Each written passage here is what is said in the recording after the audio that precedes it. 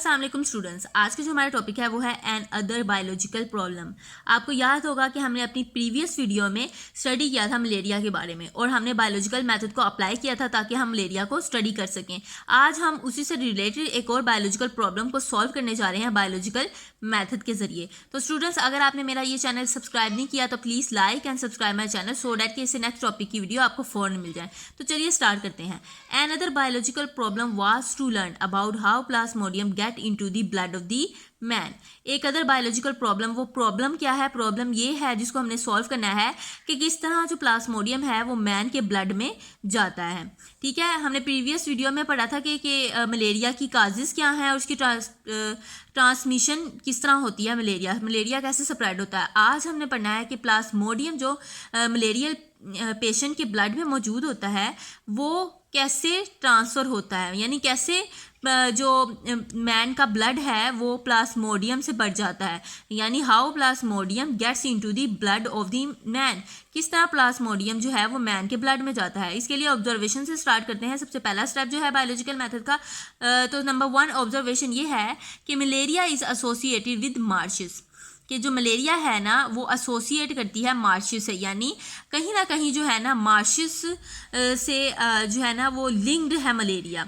Number 2 जो है वो drinking water of marches does not cause malaria, यानी जो मार्शेस का जो स्टैगनेंट वाटर था उसको पीने से भी मलेरिया फैलता नहीं है। From these observation it can be concluded that the plasmodium was not in the marshes water, के प्लाज्मोडियम मार्शेस वाटर में तो नहीं है, but it must be carried by something that comes to the marshes water. लेकिन ये कोई ना कोई क्रिएचर तो ऐसी है जो क्या करती है, मार्शेस वाटर के करीब ही रहती है, जिसकी जो वजह बनती है मलेरिया के फैलाने की, यानी मलेरिया जिसकी वजह से मलेरिया जो है वो स्प्रेड हो रहा है। तो चलिए चलते हैं AFA किंग्स की ऑब्जर्वेशंस की तरफ। तो स्टूडेंट्स, AFA किंग ने 20 ऑब्जर्वेशंस की थी। AFA किंग लिस्टेड 20 ऑब्जर्वेशन, जिसमें से कुछ का जिक्र जो है वो आपकी बुक में दिया गया है जो हम आज पढ़ने लगे हैं।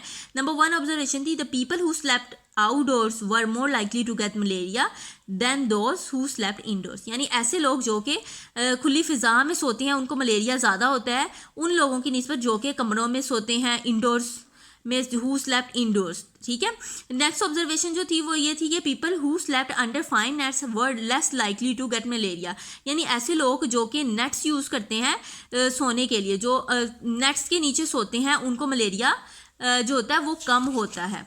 Then those who did not use such nets, उनकी निस्बत जो कि नेट्स को यूज़ नहीं करते। जो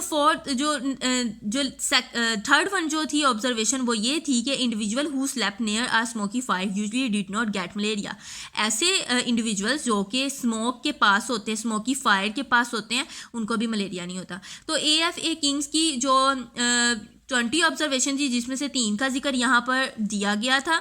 नंबर 1 ये थी कि ऐसे लोग जो कि इंडोर्स में सोते हैं वो क्या करते हैं, उनको मलेरिया कम होता है। ऐसे लोग जो कि फाइन नेट्स यूज़ करते हैं उनको मलेरिया कम होता है, और ऐसे इंडिविजुअल्स जो कि स्मोकी फायर के पास होते हैं उनको मलेरिया कम होता है। अब इसकी हाइपोथेसिस की तरफ आते हैं। किंग्स सजेस्टेड अ हाइपोथेसिस, वो हाइपोथेसिस क्या थी? The mosquitoes transmit plasmodium and so are involve in the spread of the malaria, कि मॉस्किटोज जो है ना वो क्या करते हैं, प्लाज्मोडिया को ट्रांसमिट करते हैं और इस वजह से मॉस्किटो जो है ना वो स्प्रेड कर रहे हैं मलेरिया को। अब इसकी डिडक्शन की तरफ चलते हैं।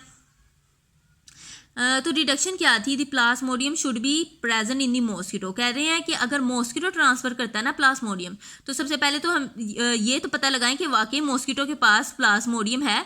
मॉस्किटो के पास प्लाज्मोडियम होगा तभी तो वो ट्रांसफ़र करेगा ना।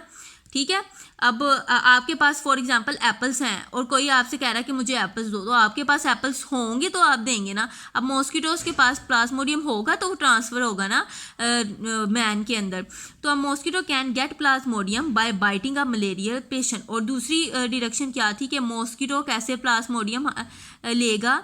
Biting a malarial patient. आपको पता है मलेरियल पेशेंट के ब्लड में तो पहले से मौजूद है प्लाज्मोडियम, तो वो कह रहे हैं कि जब उस पेशेंट को मॉस्किटो क्या करेगा, बाइट करेगा ना, तो इस पेशेंट से प्लाज्मोडियम चला जाएगा मॉस्किटो के पास। अब ये मॉस्किटो जो होगा वो प्लाज्मोडियम रिच हो जाएगा। अब क्या होगा कि जब ये वाला मॉस्किटो जिसके पास प्लाज्मोडियम है वो जो किसी दूसरे पर्सन को जिसको मलेरिया नहीं है उसको बाइट करेगा तो इसका प्लाज्मोडियम इसके पास भी ट्रांसफ़र हो जाएगा और उस हेल्दी पर्सन को भी क्या हो जाएगा, मलेरिया हो जाएगा। अब देखते हैं इसके ऊपर एक्सपेरिमेंट किसने किया और कैसे किया। तो रोनाल्ड रोज ने क्या किया, एक्सपेरिमेंट किया और इसने अलाउ किया फीमेल एनोफिलस मॉस्किटो को कि वो बाइट करे मलेरियल पेशेंट को। ठीक है, डिडक्शन कर ली थी ना उसने, डिडक्शन के बाद उसने एक्सपेरिमेंट करना था। एक्सपेरिमेंट किया रोनाल्ड रोज ने और उसने अलाउ किया एक फीमेल एनोफिलिस मॉस्किटो को कि वो बाइट करे एक मलेरियल पेशेंट को। ठीक है, मलेरियल पेशेंट के ब्लड में पहले से प्लाज्मोडियम मौजूद है। He killed the mosquito some day later. जब उसने बाइट कर लिया मलेरियल पेशेंट को तो उसने थोड़े दिनों के लिए तो एनोफिलिस मॉस्किटो को जिंदा रहने दिया, लेकिन उसके कुछ दिनों बाद उसने क्या किया, मार दिया उसको और found Plasmodium multiplying in the mosquito stomach. और उसने क्या देखा, उसने देखा कि मॉस्किटो के स्टमक के अंदर प्लाज्मोडियम मल्टीप्लाई हो रहे हैं। इसका मतलब क्या है कि जब मॉस्किटो ने मलेरियल पेशेंट को बाइट किया तो प्लाज्मोडियम यहाँ से इधर ट्रांसफ़र हो गया। आगे चलते हैं। The next logical experiment was to allow an infected mosquito having plasmodium to bite a healthy person. फिर बाद में उसने क्या किया कि जो इन्फेक्टेड मॉस्किटो था जिसके पास प्लाज्मोडियम मौजूद था, जिसने पहले मलेरियल पेशेंट को बाइट किया था और प्लाज्मोडियम उसके पास आ गया था, उसने उस मॉस्किटो को अलाउ किया कि वो बाइट करे हेल्दी पर्सन को। और फिर हुआ क्या पता लगाना था, उसने ये पता लगाना था कि क्या वाकई हाइपोथेसिस जो हमने बताई थी वो ट्रू है या फॉल्स है। If hypothesis was true the healthy person would have get malaria. अगर तो हाइपोथेसिस ठीक है तो इसका मतलब यह है कि हेल्दी जो पर्सन था ना उसको भी मलेरिया हो जाना चाहिए था। But the scientist avoid using human beings. लेकिन साइंटिस्ट क्या करते हैं, अवॉइड करते हैं ह्यूमन बींग्स को फॉर एक्सपेरिमेंट्स के लिए when the result can be serious, अगर रिजल्ट जो हो वो सीरियस हो। आपको ये बात याद रखनी है कि साइंस में जब भी कोई नई मेडिसन या कोई भी नया केमिकल वगैरह या कोई भी मेडिसन जो है वो तैयार की जाती है तो उसको सब चेक करने के लिए ह्यूमन बींग्स का डायरेक्टली इस्तेमाल नहीं किया जाता। सबसे पहले वो एनिमल्स पे अप्लाई की जाती है ताकि देखा जाए कि रिजल्ट्स क्या हैं। जब रिजल्ट्स ठीक आते हैं यानी वो मेडिसिन जो है वो क्योर कर सकती है किसी डिजीज़ को, तब भी वो ह्यूमंस को दी जाती है। ऐसे डायरेक्टली ह्यूमन बींग्स पे कोई भी नई केमिकल या कोई भी नई ड्रग जो है वो यूज़ नहीं की जाती। रोज use sparrow and re design his experiment. उसने क्या किया, स्पैरो का इस्तेमाल किया और एक्सपेरिमेंट को रीडिज़ाइन किया। He allowed a Culex mosquito to bite on the sparrow suffering from the malaria. ऐसी स्पैरो जिसको मलेरिया था उसने क्या किया कि अलाउ किया क्यूलेक्स मॉस्किटो को कि वो उस मलेरिया स्पैरो को बाइट करे। Some of the sparrows were killed and studied at various time. उसके बाद कुछ जो था ना स्पैरोज को मार दिया गया और उसको बहुत दफ़ा जो है स्टडी किया गया था। Ross found that the plasmodium multiplied in the walls of mosquito. उसने फाउंड किया कि जो प्लाज्मोडियम है वो मॉस्किटो की वाल के जो स्टमक की वाल है वहाँ पर मल्टीप्लाई हो रहे हैं and then moved into the mosquito salivary gland, और उसके बाद मॉस्किटो के सलाइवरी ग्लैंड की तरफ चले जाते हैं। He kept some mosquito alive. उसने कुछ मॉस्किटो को जिंदा रहने दिया and then and allow them to bite healthy sparrows. फिर उसने क्या किया, हेल्दी स्पैरो को बाइट करवाया, ठीक है, उस मॉस्किटो से। Ross found that the saliva of the infected mosquito contained plasmodium. Ross ने ये फाउंड किया कि जो मॉस्किटो का जो सलाइवा है ना, सलाइवे के अंदर क्या मौजूद है, प्लाज्मोडियम मौजूद है। And these entered into the sparrows blood. और जब उसने बाइट किया हेल्दी स्पैरो को तो वो जो प्लाज्मोडियम थे वो एंटर हो गए स्पैरो के ब्लड में। When he examined the blood of these previously healthy sparrows, फिर उसने जब जो प्रीवियसली हेल्दी थे, जो प्रीवियसली हेल्दी स्पैरोज थी उनको एग्जामिन किया तो उसमें उसने प्लाज्मोडियम देखा।